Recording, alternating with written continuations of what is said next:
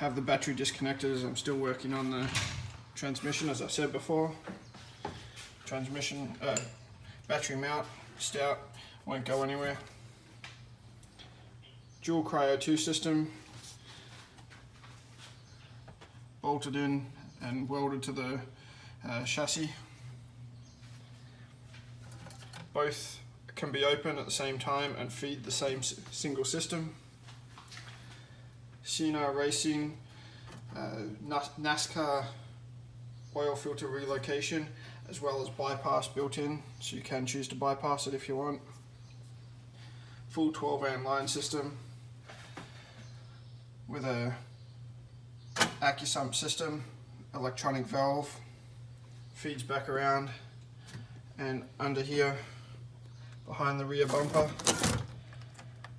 is the oil cooler. It gets air scooped from underneath.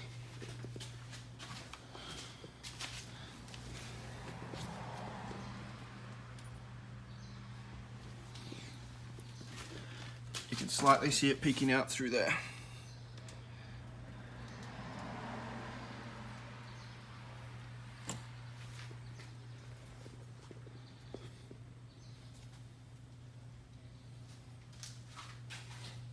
It's coolant overflow.